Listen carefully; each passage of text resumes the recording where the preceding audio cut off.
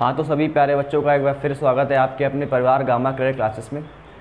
दोस्तों, आपकी ray optics की न्यूमेरिकल की क्लास चल रही थी और आज आपकी जो क्लास होगी वो थोड़ी सी एडवांस लेवल की क्लास होगी। मैंने आपसे कहा था कि हम आपके लिए क्लास ऐसी लेकर आएंगे जिसमें हम लोग कुछ नीट और जेई एग्ज़ाम में आने वाले जो आपके क्वेश्चन पूछे जा चुके हैं इन एग्ज़ामों में आने, जैसे जो क्वेश्चन जेई मेंस में पूछे गए हैं, कुछ क्वेश्चन जेई एडवांस में पूछे गए हैं, तो इन क्वेश्चनों को और नीट वाले क्वेश्चनों को भी हम लोग थोड़ा डिस्कस करेंगे और आपके न्यूमेरिकलों को थोड़ा एडवांस लेवल तक ले जाएंगे। ठीक है, पिछली क्लासों में हम लोगों ने जो न्यूमेरिकल देखे वो सारे न्यूमेरिकल बोर्ड एग्ज़ाम के लेवल के थे, यानी कि वो सारे क्वेश्चन बोर्ड एग्ज़ाम में आए हुए क्वेश्चन थे और आ सकते थे, इंपॉर्टेंट क्वेश्चन थे।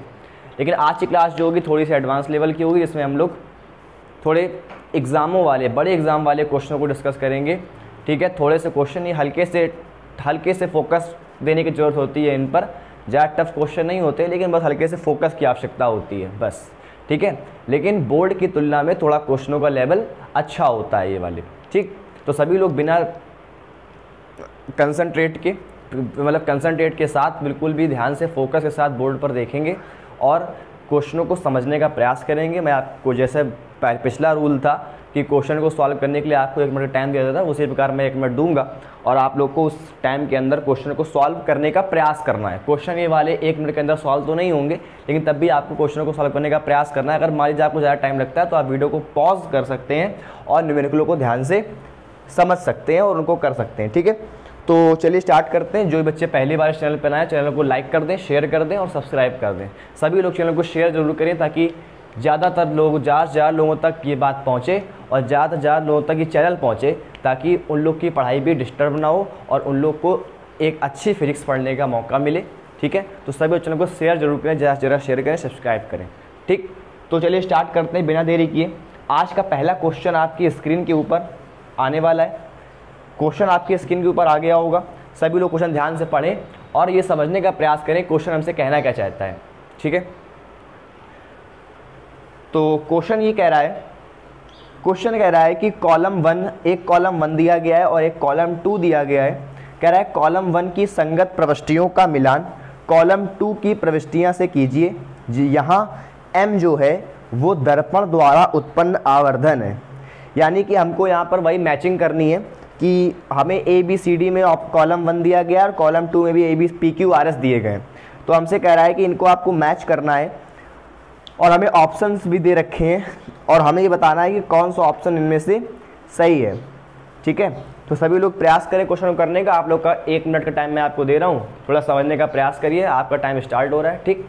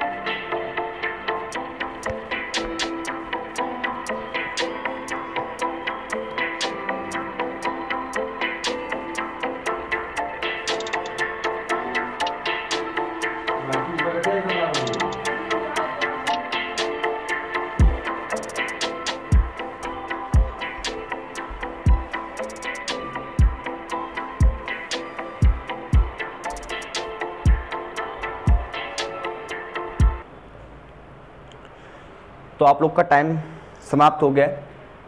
जिन बच्चों को क्वेश्चन आ गया है वो अच्छी बात है, नहीं आया है तो फिर वो बच्चे ध्यान से सुने। ठीक बच्चों, क्वेश्चन आपसे ये कह रहा है कि देखिए क्वेश्चन किस में आया हुआ है। सबसे पहली बात तो ये क्वेश्चन नीट के एग्ज़ाम में आया हुआ है, 2016 का क्वेश्चन है। नीट के फर्स्ट पेपर में ये क्वेश्चन आया हुआ है। ठीक, पूछा गया था वहाँ पर। चलिए देखते हैं क्वेश्चन क्या कह रहा है। कॉलम 1 को संगत प्रविष्टियों का मिलान कॉलम 2 की प्रविष्टियों से करें, यानी कि हमको कॉलम 1 में दिए गए जो ऑप्शंस है उनका हमको मैच करना है कॉलम 2 से। अब कह रहा है m जो है, यानी कॉलम 1 में जो m की वैल्यू दी गई है वो क्या है, वो दर्पणों द्वारा उत्पन्न आवर्धन है। ठीक है, तो सभी लोगों के सामने स्क्रीन पर क्वेश्चन है, ऑप्शंस भी हैं। ऑप्शंस के अकॉर्डिंग हम क्वेश्चन को करेंगे। ऑप्शन क्या कह रहा है, देखिए, सबसे पहली बात मैं आपको एक बात बताना चाहूँगा यहाँ पर, जो कि मैंने आप लोग को थ्योरी पढ़ाते वक्त बताई भी थी। ठीक, मैं एक बार फिर से रिवाइज करा देता हूँ। जैसे मान लीजिए कि m का मान अगर हमको दिया गया है -1, अगर हमको m का मान -1 दिया गया है, तो हमने ये बताया था कि हम लोग चिन्ह को अलग करके देखेंगे और इसका जो परिमाण है, यानी कि इसका जो मैग्नीट्यूड है, उसको अलग करके देखेंगे। यानी 1 अलग करके देखेंगे और माइनस को अलग करेंगे। माइनस का मतलब ये होता है कि प्रतिबिंब कैसा बन रहा होगा, वास्तविक, क्योंकि मैंने आप लोग को पॉइंट लिखवाया था कि वास्तविक प्रतिबिंबों के लिए m का मान किस में होता है, माइनस, यानी कि वास्तविक प्रतिबिंबों के लिए आवर्धन कैसा होता है, ऋणात्मक। और अगर m का मान प्लस है तो इसका मतलब प्रतिबिंब कैसा बन रहा होगा, आभासी। क्यों? क्योंकि आभासी प्रतिबिंबों के लिए आवर्धन कैसा होता है, m, 2 धनात्मक होता है। तो माइनस और प्लस को देख के हम ये समझ जाएंगे कि प्रतिबिंब वास्तविक है कि आभासी है। सबसे बड़ी बात तो ये हो जाएगी। दूसरी बात कि वास्तविक प्रतिबिंब उल्टे भी होंगे और आभासी प्रतिबिंब कैसे होंगे, सीधे होंगे। यानी प्रतिबिंब वास्तविक और उल्टा होगा जब माइनस होगा आवर्धन का मान, और जब आवर्धन यानी कि m जब धनात्मक होगा यानी कि पॉजिटिव होगा, उस कंडीशन में जो हमारा प्रतिबिंब होगा वो आभासी और सीधा होगा। अब बात कर लेते हैं परिमाण की। अगर m का मान 1 के इक्वल है तो हमने बताया था कि जो प्रतिबिंब बनता है, यानी जो HI होता है, वो बराबर होता है HO के। यानी कि अगर m का मान 1 है तो उस कंडीशन में प्रतिबिंब की ऊंचाई जो होगी वो वस्तु की ऊंचाई के क्या होगी, बराबर होगी, या फिर ये बोले प्रतिबिंब का आकार वस्तु के आकार के बराबर होगा। दूसरी बात मैंने आपको ये बताई थी कि अगर m का मान 1 से बड़ा होता है, अगर m का मान 1 से बड़ा होता है तो उस कंडीशन में जो HI होता है वो भी किससे बड़ा होता है, HO से। यानी अगर m का मान 1 से बड़ा होगा तो उस कंडीशन में प्रतिबिंब का आकार वस्तु के आकार से क्या होगा, बड़ा होगा। या ये बोले कि प्रतिबिंब की जो ऊंचाई होगी वो वस्तु की ऊंचाई से क्या होगी, अधिक होगी या बड़ी होगी।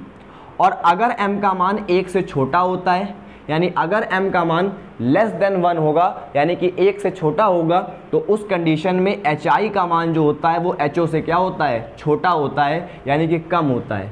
यानी कि अगर m का मान, यानी कि अगर आवर्धन मैग्निफिकेशन का मान 1 से कम है तो उस कंडीशन में जो प्रतिबिंब का आकार होगा वो वस्तु के आकार से छोटा होगा, यानी प्रतिबिंब की ऊंचाई जो होगी वस्तु की ऊंचाई से छोटी होगी। ठीक, इन बातों को अगर आपको ध्यान है, अगर ये बातें आपको ध्यान है तो फिर आप ये क्वेश्चन आराम से कर लेंगे। जिन बच्चों ने थ्योरी वाली क्लास नहीं पढ़ी, जहाँ मैंने आपको सब कुछ बताया था, वो बच्चे थ्योरी वाली क्लास प्लेलिस्ट में जा करके ज़रूर देख लें, ताकि आप लोग को सारे कॉन्सेप्ट क्लियर हों। ठीक, चलिए अब क्वेश्चन पर आते हैं। क्वेश्चन हमसे ये कह रहा है, देखिए हम कॉलम 1 को, जो हमारा कॉलम 1 है उसका उठाते हैं पहला, यानी कि फर्स्ट कंडीशन। हमसे पहला क्या कह रहा है, जिसको आपके क्वेश्चन में ए दिया गया है, हम लोग पहले ए को उठाते हैं। ए में m की वैल्यू कितनी दे रहा है, ए में m की वैल्यू दे रहा है -2, m की वैल्यू दे रहा है -2। अगर m की वैल्यू -2 है तो इससे हम 2 बातें समझ गए। कौन कौन सी बातें समझ गए? m बराबर -2 से हम पहली बात ये समझ गए कि हमारा प्रतिबिंब कैसा बन रहा होगा, वास्तविक। सभी लोग बहुत फोकस से ध्यान से देखें, हमारा प्रतिबिंब कैसा बन रहा होगा, वास्तविक और उल्टा। हमारा प्रतिबिंब बन रहा होगा वास्तविक और उल्टा। दूसरी बात, हम ये समझ गए कि m बराबर -2 है, इसका मतलब कि m की वैल्यू जो है वो 1 से बड़ी है। भाई माइनस का मतलब ये होगा कि वास्तविक बन रहा है, और m की वैल्यू अगर इसका परिमाण देखें तो हमको ये समझ में आ रहा है कि m की वैल्यू 1 से बड़ी है, यानी कि जो m है वो इज़ ग्रेटर देन 1 है। और अगर m इज़ ग्रेटर देन 1 होता है तो उस कंडीशन में क्या होगा कि HI का मान बड़ा होगा किससे, HO से। यानी HI क्या होती है, हाइट ऑफ इमेज यानी प्रतिबिंब की ऊंचाई, और HO क्या होती है, हाइट ऑफ ऑब्जेक्ट यानी कि वस्तु की ऊंचाई। यानी प्रतिबिंब की ऊंचाई वस्तु की ऊंचाई से क्या होगी, बड़ी होगी।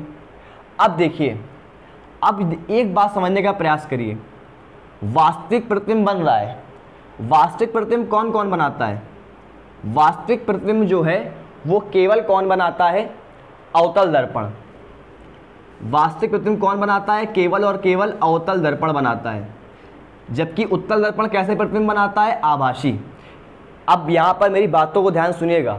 अवतल दर्पण जो होता है, जो कॉन्केव मिरर होता है, वो वास्तविक प्रतिबिंब और आभासी प्रतिबिंब दोनों बनाता है, जबकि उत्तल दर्पण जो होता है वो केवल आभासी प्रतिबिंब बनाता है। ठीक है, हमने आप लोग को अवतल और उत्तल दर्पण से बनने वाले प्रतिबिंबों के बारे में भी बताया था। ये सब बातें थ्योरी में आपकी हो चुकी हैं, इसलिए जो बच्चे इस क्लास को पहली बार देख रहे हैं वो प्लीज़ जा करके पहले प्लेलिस्ट ज़रूर चेक करें, ताकि वो आपको सारे कॉन्सेप्ट क्लियर हो।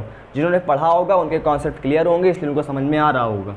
अवतल दर्पण क्या करता है, दोनों प्रतिबिंब बनाता है, वास्तविक भी और आभासी भी। लेकिन उत्तल दर्पण क्या बताता है, केवल और केवल आभासी बनाता है, उत्तल वास्तविक नहीं बनाता है। और प्रतिबिंब बन कैसा रहा है, वास्तविक। इसका मतलब दर्पण कौन सा रहा होगा, अवतल। कैसा दर्पण रहा होगा, अवतल दर्पण रहा होगा। और दूसरी बात, अवतल दर्पण रहा होगा, और दूसरी बात प्रतिबिंब कैसा बन रहा है, वास्तविक। तो प्रतिबिंब कैसा होगा, वास्तविक, और बना कौन रहा होगा, अवतल दर्पण। अब जरा कॉलम 2 में देखिए ध्यान से। कॉलम 2 में कौन कौन से ऑप्शन है, कॉलम 2 में जो क्यू ऑप्शन है वो क्या है, अवतल दर्पण, और जो आर ऑप्शन है वो क्या है, वास्तविक प्रतिबिंब। और m बराबर -2 में हमको क्या क्या दिखाई दे रहा है, वास्तविक प्रतिबिंब दिखाई दे रहा है और अवतल दर्पण दिखाई दे रहा है, क्योंकि दर्पण ही अवतल दर्पण ही प्रतिबिंब बना रहा होगा। ठीक, तो ए ऑप्शन का जो है आपका ए ऑप्शन से कौन कौन मैच कर रहे हैं, 2, Q और R, यानी कि अवतल दर्पण और वास्तविक प्रतिबिंब। यानी कि ए से कौन मैच कर रहा है, Q और R, यानी कि जो आपका ए होगा उसके 2 आंसर होंगे, Q और R। क्लियर है, तो ए के ऑप्शन क्या हो जाएंगे, Q और R। यानी कि अब ऑप्शन में चेक करिए, ऑप्शन में आप लोग को किस ऑप्शन में कह रहा है ए का मान Q और R है। ऑप्शन नंबर ए ध्यान से देखो, इसमें कह रहा है कि ए की वैल्यू क्या होगी, ए किसके साथ मैच करेगा, Q और R के साथ। केवल और केवल ऑप्शन नंबर ए ही ऐसा है जिसमें ये लिखा है कि ए मैच कर रहा है किससे, Q और R के साथ। बाकी किसी भी ऑप्शन में ए का मान Q और R नहीं है। अब चलो पूरा चेक कर लेते हैं, बी में बढ़ते हैं। बी में हमको m की वैल्यू कितनी दे रहा है, हमको बी में वैल्यू दे रहा है m की वैल्यू -1/2। सभी लोग को समझ में आ रहा है, m की वैल्यू कितनी रखी है, -1/2। थोड़ा ध्यान समझो, थोड़ा फोकस के साथ देखो, m की वैल्यू माइनस में है। अगर m की वैल्यू माइनस में है, इसका मतलब प्रतिबिंब कैसा बन रहा होगा, वास्तविक। माइनस देख के तुरंत समझ जाओ कि प्रतिबिंब कैसा बन रहा है, वास्तविक। और m की वैल्यू 1/2 है, 1/2 का मतलब क्या हो गया, 0.5, और 0.5 1 से क्या होता है, छोटा, यानी m की वैल्यू लेस देन कितनी है, 1। ठीक, m की वैल्यू कितनी है, 1 से छोटी। और अगर m की वैल्यू 1 से छोटी है तो उस कंडीशन में HI जो होगा वो HO से क्या होगा, छोटा, यानी प्रतिबिंब की ऊंचाई जो होगी वस्तु की ऊंचाई से क्या होगी, छोटी होगी। बात समझ में आ रही है, उस कंडीशन में क्या होगा। अब जरा ध्यान से देखिए, प्रतिबिंब कैसा बन रहा है, वास्तविक, यानी वास्तविक वाला ऑप्शन सही होगा। दूसरी बात, माइनस का 1/2 है, 1/2, इसका मतलब प्रतिबिंब कैसा है, वास्तविक। अब वास्तविक प्रतिबिंब कौन बनाता है, वास्तविक प्रतिबिंब कौन बनाता है, वास्तविक प्रतिबिंब केवल और केवल बनाता है कौन, अवतल दर्पण।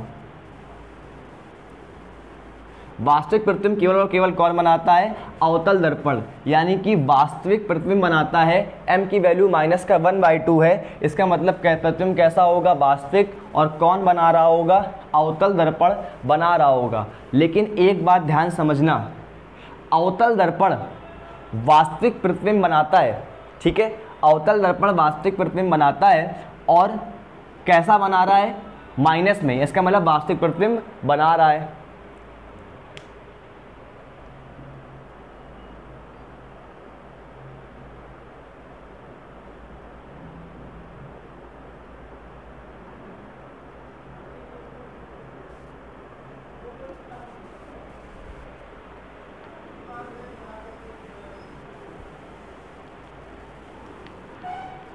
ठीक है,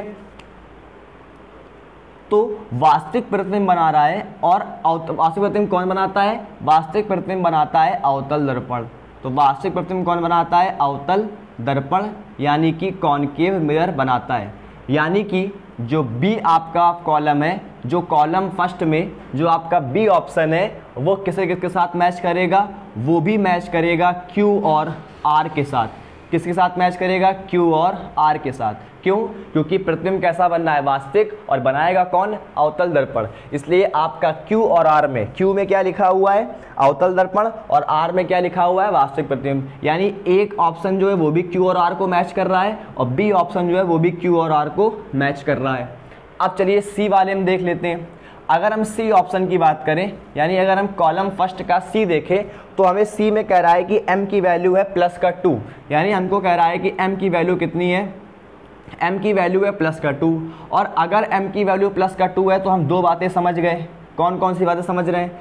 अगर m की वैल्यू +2 है तो हम इससे एक बात ये समझ रहे हैं कि प्रतिबिंब कैसा होगा? आभासी।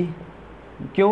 क्योंकि m की वैल्यू प्लस में है, तो प्रतिबिंब कैसा होगा? आभासी। और अगर प्रतिबिंब ये आभासी होगा तो इसका मतलब हम ये समझ जाएंगे कि प्रतिबिंब हमारा कैसा है? आभासी, और m की वैल्यू 2 से बड़ी है, सॉरी m की वैल्यू 2 है, यानी कि 1 से बड़ी है। और अगर m की वैल्यू 1 से बड़ी है, यानी कि m की जो वैल्यू है 1 से बड़ी है, और अगर m की वैल्यू 1 से बड़ी है तो हम ये कहेंगे कि hi का मान जो होगा वो ho से क्या होगा? बड़ा होगा। यानी प्रतिबिंब का जो आकार होगा वो वस्तु के आकार से क्या होगा? बड़ा होगा।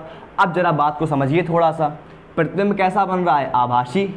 और आभासी प्रतिबिंब बनने की स्थिति में हम सभी लोग जानते हैं कि आभासी प्रतिबिंब केवल और केवल कौन बनाता है? उत्तल दर्पण। आभासी प्रतिबिंब केवल और केवल कौन बनाता है? उत्तल दर्पण। अवतल नहीं बना सकता है, ऐसी बात नहीं है। अवतल प्रतिबिंब भी दर्पण आभासी प्रतिबिंब बनाता है। हम सभी लोगों ने देखा था कि जब हम अवतल दर्पण के सामने किसी वस्तु को फोकस और ध्रुव के बीच में रख देते हैं तो उसका प्रतिबिंब कैसा बन जाता है? दर्पण के पीछे बन जाता है। और कैसा बनता है? वस्तु से बड़ा बनता है। ठीक, लेकिन अभी चेक करना पड़ेगा, पहले पूरा देख लेते हैं। ठीक, अब देखिए उत्तल दर्पण तो प्रतिबिंब बना रहा है, लेकिन एक खास बात समझे आप। खास बात क्या समझे? कि m का मान 1 से बड़ा होने के कारण जो प्रतिबिंब का आकार है वो वस्तु के आकार से बड़ा होना चाहिए, तभी ये सही है। बात समझ में आ रही है? और हम जानते हैं कि उत्तल दर्पण में जो आभासी प्रतिबिंब बनते हैं वो हमेशा वस्तु से छोटे बनते हैं। भाई उत्तल दर्पण में दो ही कंडीशनें होती हैं, एक तो जब अनंत पे रखी हो वस्तु, और दूसरा कब? जब अनंत और फोकस के बीच में रखी हो। और दोनों ही कंडीशनों में जो दर्पण बनते, सॉरी जो प्रतिबिंब बनता है वो हमेशा वस्तु से छोटा बनता है। जबकि यहाँ पर क्या है कि जो प्रतिबिंब है वस्तु से क्या है? बड़ा है। यानी कि प्रतिबिंब कौन बना रहा होगा? अवतल दर्पण। उत्तल दर्पण तो प्रतिबिंब नहीं बना रहा होगा। क्यों? क्योंकि उत्तल दर्पण अगर प्रतिबिंब बनाता तो उस कंडीशन में प्रतिबिंब का आकार क्या होता? वस्तु के आकार से छोटा होता। लेकिन यहाँ पे क्या है? बड़ा। इसका मतलब प्रतिबिंब कौन बना रहा होगा? अवतल दर्पण बना रहा होगा, क्योंकि अवतल दर्पण ही केवल आभासी प्रतिबिंब बनाता है, और वो भी बड़ा बनाता है। बनाता तो उत्तल भी है, लेकिन वो कैसे बनाता है? छोटे। जबकि ये कैसा है? बड़ा। इसलिए ये कौन बना रहा होगा? अवतल दर्पण बना रहा होगा। इसलिए यहाँ से हमें दो बातें समझ में आई कि प्रतिबिंब कैसा होगा। पहली बात तो आभासी, और दूसरी बात प्रतिबिंब की ऊंचाई वस्तु की ऊंचाई से बड़ी है, इसलिए प्रतिबिंब कौन बना रहा होगा? अवतल दर्पण बना रहा होगा। क्यों? क्योंकि उत्तल दर्पण आभासी प्रतिबिंब तो बनाता है, लेकिन वो छोटे बनाता है वस्तु से, जबकि यहाँ क्या है? बड़ा है। इसलिए कौन बना रहा होगा? अवतल दर्पण। यानी इसके ऑप्शन कौन कौन से मैच करेंगे? सी ऑप्शन के, आभासी और अवतल। आभासी किस ऑप्शन में है?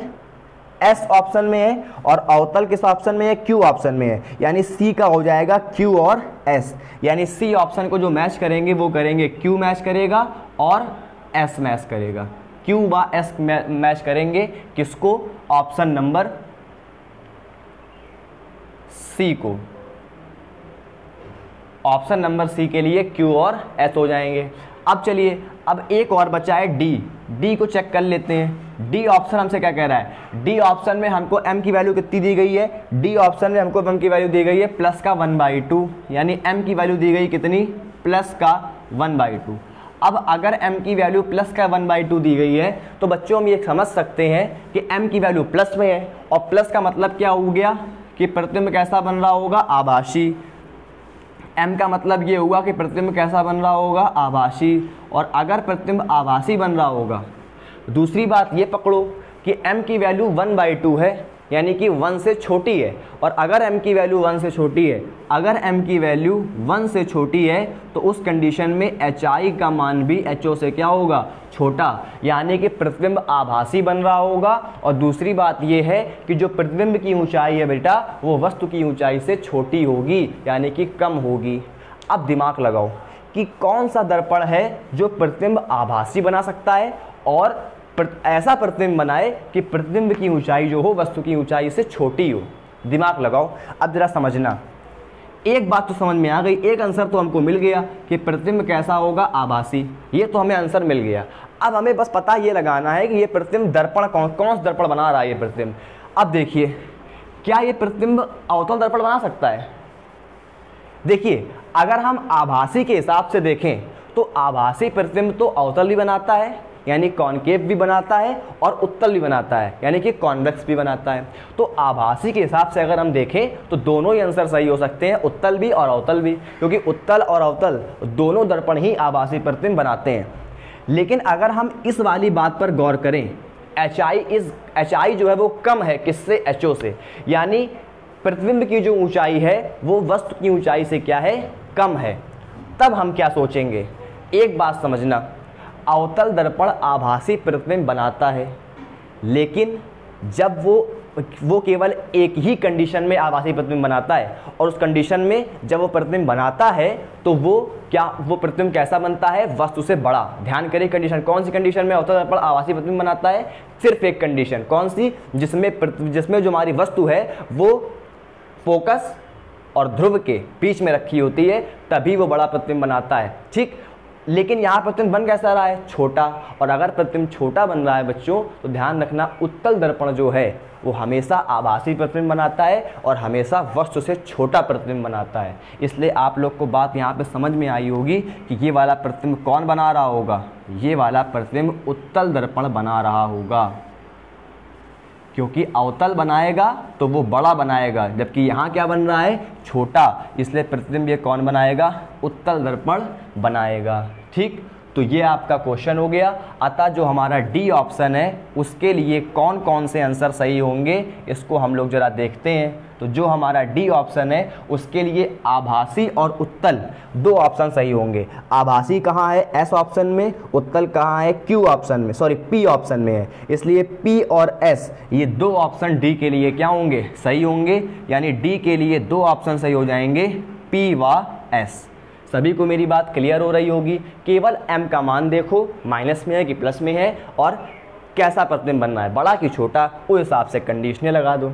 बस बात ये है कि अब देखिए ये एग्जाम कहाँ पर, ये क्वेश्चन कहाँ पूछा गया था, ये क्वेश्चन नीट के पेपर में पूछा गया है, 2016 के क्वेश्चन में। नीट का पहला पेपर था, उसमें 2016 में ये क्वेश्चन पूछा भी गया है। ठीक, तो कुछ भी कठिन थोड़ी ना है, बस आप लोग को हल्का सा ध्यान देना है कि हाँ ये प्रतिबिंब कहाँ और कौन सा दर्पण ये प्रतिबिंब बना रहा होगा। ठीक है, बस इसीलिए क्वेश्चन ही कठिन नहीं होते हैं, बस हल्के से फोकस की ज़रूरत पड़ती है। तो मेरे ख्याल से आप सभी लोग को ये बात समझ में आई होगी। ठीक, सभी लोग क्वेश्चन को अच्छे से नोट कर लेना, समझने का प्रयास करना, और अगर कोई दिक्कत होती है तो कमेंट बॉक्स में कमेंट करना। ठीक है, तो मैं आपकी बात डाउट क्लियर कर दूंगा। यानी कि अगर मैं पूरा आंसर लिखूं तो पूरा आंसर क्या होगा, ए जो ऑप्शन है उसका क्या होगा, क्यू व आर। इसके बाद जो बी ऑप्शन है उसका क्या होगा, उसका होगा क्यू व आर, यानी उसका भी क्यू व आर होगा। इसके बाद जो आपका सी ऑप्शन है उसका क्या होगा, उसका होगा क्यू व एस।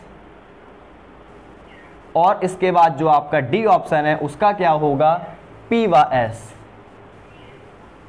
अब ऑप्शन देख लीजिए कौन सा ऑप्शन आपका मैच कर रहा है। पहला ए का क्यू व आर है, पहले ऑप्शन में देखो ए का क्यू व आर है, अपना भी ए का क्यू व आर है। दूसरा देखो बी का क्यू व आर है, तो अपना भी क्यू व आर है। फिर सी का देखो, सी का है क्यू व एस, अपना भी क्यू व एस है। फिर डी का देखो, डी का है पी व एस, अपना भी पी का एस है। इसका मतलब जो ऑप्शन नंबर पहला ऑप्शन है, जो ए ऑप्शन है, वो आपका बिल्कुल करेक्ट आंसर होगा। यानी कि इस क्वेश्चन का करेक्ट आंसर होगा ए ऑप्शन, आपका बिल्कुल करेक्ट आंसर होगा। तो सभी लोग क्वेश्चन समझ में आ गया ना। ठीक है, अच्छा क्वेश्चन था कि नहीं था। ठीक, चलिए अब आगे बढ़ते हैं अपने नेक्स्ट क्वेश्चन में। दोस्तों क्वेश्चन नंबर सेकंड आपकी स्क्रीन पर आने वाला है और क्वेश्चन ये आपका आ चुका। ठीक, तो सेकंड नंबर क्वेश्चन को ध्यान से पढ़िए और क्वेश्चन को करने का प्रयास करिए। ठीक, क्वेश्चन कहाँ पर पूछा गया ये वाला क्वेश्चन आपका जेई के पेपर में, जेई पेपर में 2010 में पूछा गया है। ठीक है, तो क्वेश्चन को करने का प्रयास करिए, आपका टाइम स्टार्ट हो रहा है।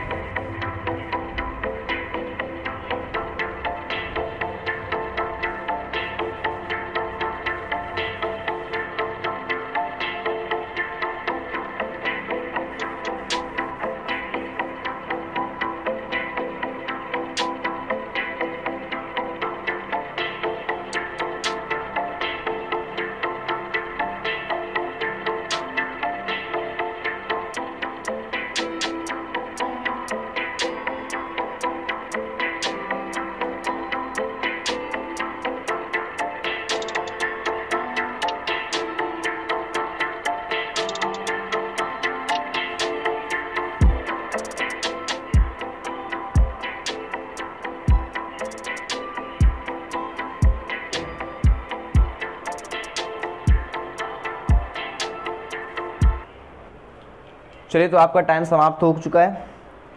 हम लोग क्वेश्चन को समझने का प्रयास करते हैं। जिन बच्चों का आंसर आया होगा वो बड़े अच्छी बात है उनकी, और जिनका नहीं आया वो ध्यान से देखें। ठीक, तो हम लोग अगले क्वेश्चन को, इस क्वेश्चन को हटा देते हैं और अगले क्वेश्चन को समझने का प्रयास करते हैं। बच्चों, अगला क्वेश्चन आपका जेई 2010 में पूछा गया है। क्वेश्चन को ध्यान से समझने का प्रयास करना, अच्छे क्वेश्चन है सारे। क्वेश्चन आपसे कह रहा है एक समतल पर कांच, और ब्रैकेट में कांच का अपवर्तनांक दे रखा है 5/3, कांच का अपवर्तनांक 5/3, कांच का 8 सेंटीमीटर मोटाई का एक बड़ा गुटका प्रकाश के एक बिंदु स्रोत पर रखा है। यह देखा जाता है कि इसके ऊपरी पृष्ठ से प्रकाश 8 सेंटीमीटर त्रिज्या के एक वृत्ताकार क्षेत्र से बाहर निकलता है, तो हमें R का मान बताना है कितना होगा। ठीक है दोस्तों, अच्छा क्वेश्चन है, ध्यान थोड़ा समझने का प्रयास करना। एक समतल है, समतल पर एक कांच का गुटका रखा है। गुटका मतलब एक बॉक्स कह सकते हैं, कांच का एक बॉक्स रखा हुआ है, और उसके नीचे एक प्रकाश स्रोत रखा हुआ है। प्रकाश स्रोत जो है वो जब प्रकाश उससे बाहर निकलता है तो वो गुटके के ऊपरी पृष्ठ से 8 सेंटीमीटर त्रिज्या के एक वृत्ताकार क्षेत्र से बाहर निकलता है। दोस्तों, आप लोग को क्वेश्चन पढ़ के तुरंत आपके माइंड में मछली वाली कंडीशन आनी चाहिए। मछली वाली कंडीशन ही इस क्वेश्चन में लगेगी। मछली जब ऊपर की तरफ देखती है तो वो भी एक वृत्ताकार मार्ग पर देखती है, और जब प्रकाश निकलता है जल के अंदर से या किसी माध्यम से, तब वो भी क्या निकलता है, एक वृत्ताकार मार्ग के रूप में निकलता है। क्वेश्चन को समझने का प्रयास करना। ये एक समतल है, इस समतल में यहाँ कहीं पर मान लीजिए एक प्रकाश स्रोत रखा है। ठीक, प्रकाश स्रोत के ऊपर एक गुटका रखा है कांच का, एक कांच का इस तरह से क्या रखा है, गुटका रखा है। ये गुटका किसका है, कांच का है। गुटका किसका है, कांच का, और कांच का हमको अपवर्तनांक भी दे रखा है 5/3। कांच का अपवर्तनांक हमको 5/3 दे रखा है। अब जरा मेरी बात को थोड़ा गौर करिएगा। ये गुटका जब रखा है तो हमसे ये कह रहा है कि जब इससे प्रकाश किरणें चलती हैं, प्रकाश किरणें जब इससे चलती हैं तो उस कंडीशन में क्या होता है कि वो प्रकाश किरणें एक कैपिटल आर त्रिज्या के वृत्ताकार मार्ग पर क्या होती है, वृत्ताकार क्षेत्र से बाहर निकलती है। अब जैसे मान लीजिए कि यहाँ पर अगर ये प्रकाश स्रोत रखा है, तो जैसे मान लीजिए अगर कोई प्रकाश किरण इस तरह से निकली, अच्छा ये गुटका किसका है, कांच का, इसका मतलब ये वाला माध्यम कैसा होगा, सघन माध्यम, और इसके ऊपर क्या होगी, वायु, तो वो कैसा माध्यम होगा फिर, विरल माध्यम। यानी प्रकाश किरण सघन से विरल में जाएगी। अगर मान लीजिए कोई प्रकाश किरण इस तरह से निकलती है, देखिए एक प्रकाश किरण तो सीधे चलेगी,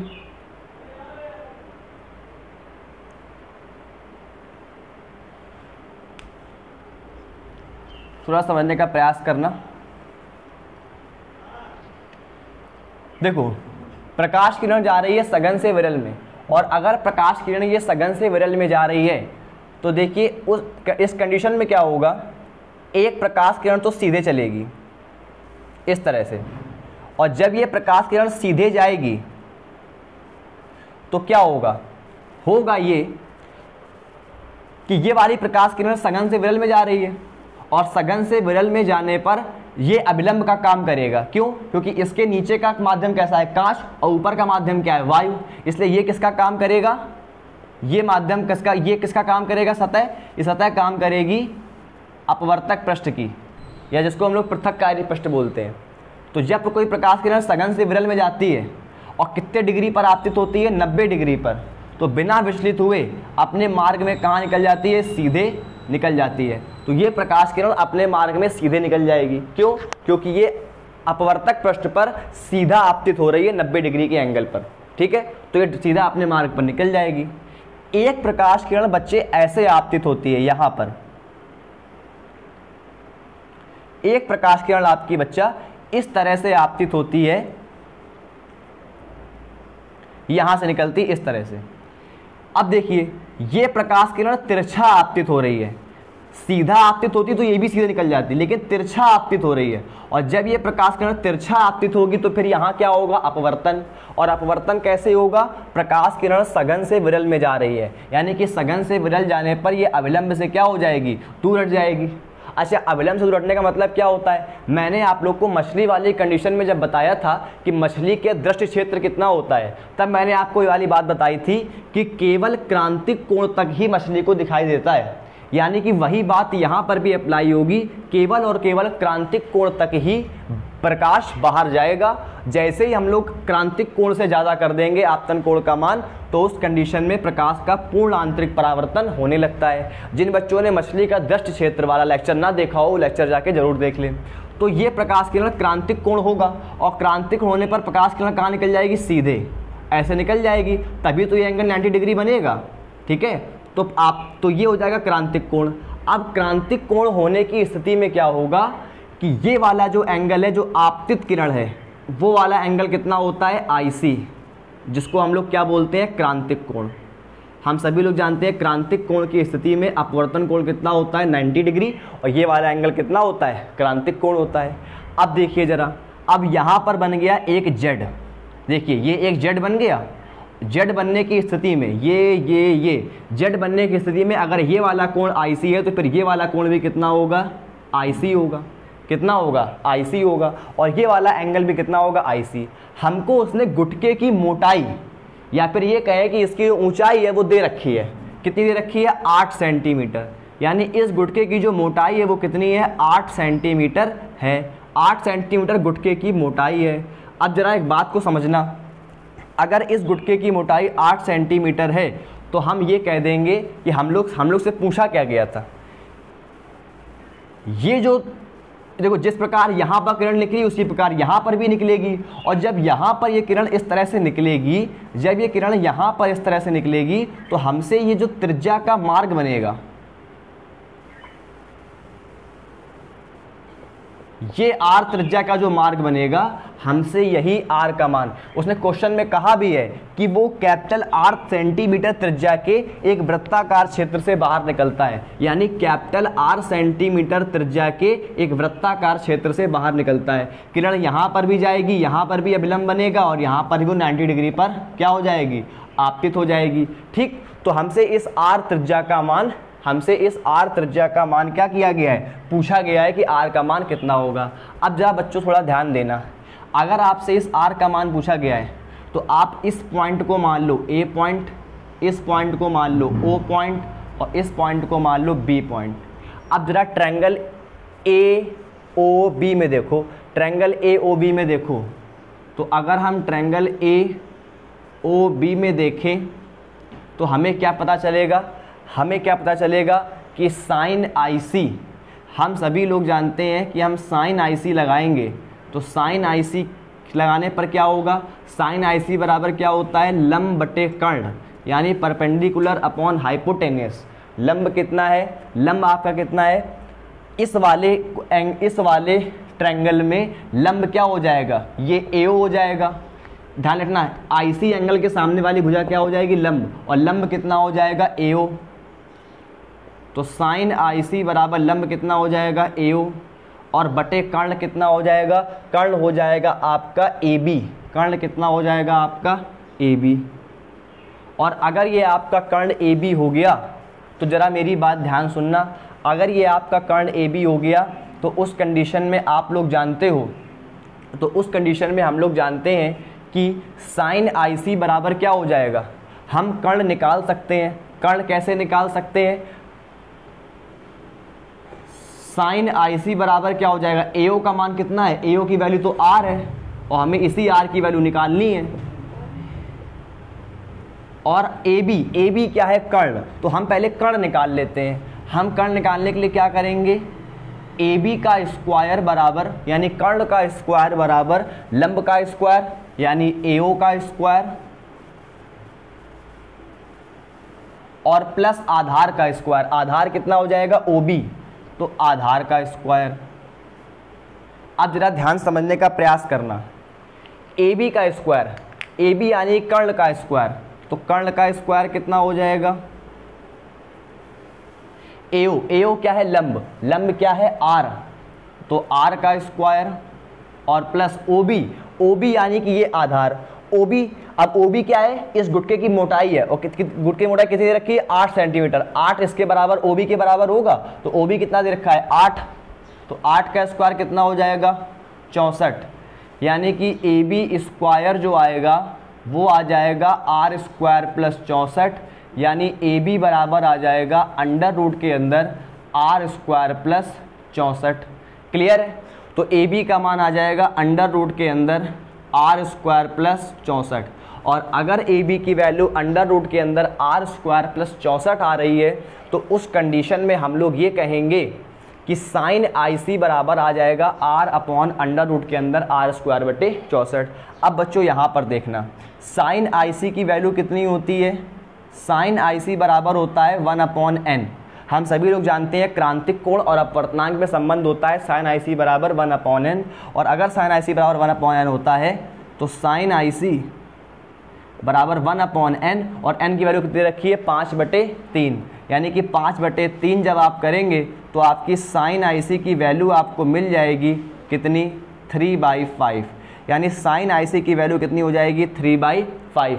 और अगर साइन IC की वैल्यू 3/5 है तो हम लोग ये कहेंगे साइन IC किसके बराबर है, समीकरण नंबर 1 डाल दो, साइन IC किसके बराबर है, R अपॉन रूट के अंदर R स्क्वायर प्लस 64, यानी R अपॉन अंडर रूट के अंदर R स्क्वायर प्लस 64, ये किसके बराबर हो जाएगा, ये बराबर हो जाएगा 3/5 के। हमने ये वाली साइन IC की वैल्यू यहाँ पर रख दी और इसके बराबर कर दिया। अब हम लोग क्या करेंगे, इसका वर्ग करेंगे। वर्ग करने पर क्या होगा, रूट हट जाएगा। जब हम लोग दोनों तरफ स्क्वायर कर देंगे तो ये हो जाएगा R स्क्वायर बटे R स्क्वायर प्लस 64 और ये बराबर हो जाएगा किसके, 9/25 के, 9/25 के। अब इसका तिरक गुणा कराओ तो ये हो जाएगा 25R स्क्वायर, 25R स्क्वायर बराबर 9R स्क्वायर प्लस 64 × 9, 9×64 कितना हो जाएगा, 36, 3 आ जाएगा और 9 54 3 कितना आ जाएगा, 57, यानी कि 576 आ जाएगा। इसके बाद ये 9 स्क्वायर इधर आएगा, माइनस में हो जाएगा, 25 में 9 कराएंगे कितना आएगा, 16R स्क्वायर, यानी 16R स्क्वायर बराबर कितना हो जाएगा, 576, यानी R स्क्वायर बराबर कितना हो जाएगा, 576/16, यानी कि 576/16, तो ये कितना हो जाएगा, तो हम इसको डिवाइड करेंगे तो 576 में जब 16 डिवाइड करेंगे तो ये आपका आ जाएगा 36, यानी कि जो आपकी R की वैल्यू आ जाएगी वो कितनी आ जाएगी, आपकी R की वैल्यू निकल के आएगी 6 सेंटीमीटर। R स्क्वायर की वैल्यू कितनी आ रही है, 36, इसलिए R की वैल्यू कितनी आ जाएगी, 6 सेंटीमीटर। यानी इस R का मान जो होगा, जो इसकी त्रिज्या होगी वो कितनी होगी, 6 सेंटीमीटर त्रिज्या होगी। ठीक है, तो दोस्तों ये आपका दूसरा क्वेश्चन था। मैं आपको एक बार फिर समझा देता हूँ। गुटके के नीचे प्रकाश स्रोत रखा था, जब इससे प्रकाश बाहर निकलेगा तो वो कह रहा है कि वो R त्रिज्या के एक वृत्ताकार मार्ग क्षेत्र से बाहर निकलता है। सबसे पहले हमने क्या किया, हमने साइन IC निकाल लिया। साइन IC बराबर क्या होता है, अच्छा ये वाला एंगल IC क्यों हो गया, क्योंकि जब यहाँ पर क्रांतिक कोण बनेगा तो उस कंडीशन में ये वाला एंगल IC होगा और अगर ये IC तो Z की अपेक्षा यानी कि एकांतर कोण, जिसको हम लोग करस्पॉन्डिंग एंगल भी बोलते हैं, सॉरी अल्टरनेटिव एंगल भी बोलते हैं, उस एंगल से ये IC और ये भी क्या हो जाएगा IC। हमें साइंस लगा दिया लंब बटे कर्ण, लंब क्या है हमारा R और कर्ण क्या है हमारा, कर्ण हमने निकाल लिया AB, कि कर्ण हमने AB का मान कर्ण का स्क्वायर बराबर लंब का स्क्वायर प्लस आधार का स्क्वायर करके यहाँ से AB का मान निकाल लिया और AB का मान रख दिया। उसके बाद हमने साइन IC बराबर 1/n कर दिया। तो साइन IC की वैल्यू कितनी मिल गई हमको 3/5 यानी कि 3/5 और हमने इस साइन IC की वैल्यू उठा करके यहाँ पर इसके इक्वल कर दी और फिर इसको हमने सॉल्व कर लिया। तो हमारा आंसर कितना आ गया 6 सेंटीमीटर, यानी कि जो प्रकाश निकलेगा वो 6 सेंटीमीटर त्रिज्या के वृत्ताकार क्षेत्र से बाहर निकलेगा, यानी कि आपका आंसर क्या हो जाएगा 6 सेंटीमीटर इसकी त्रिज्या आ जाएगी, इस त्रिज्या का मान 6 सेंटीमीटर आ जाएगा। तो ये आपका हो गया क्वेश्चन। सभी लोगों को क्वेश्चन समझ में आ गया होगा अच्छे से। जिन बच्चों को क्वेश्चन अच्छे समझ में आ गया है वो एक बार कमेंट बॉक्स में थम्स अप भेज दें कि यस सर क्वेश्चन समझ में आ गया है। ठीक है, तो सभी रसगुल्ले एक बार क्वेश्चन को ध्यान से समझ लें और क्वेश्चन को समझने का प्रयास करें कि हाँ ये बात सही है कि नहीं। एक बार ध्यान से क्वेश्चन को देखें, कोई दिक्कत हो तो मुझे बताएं।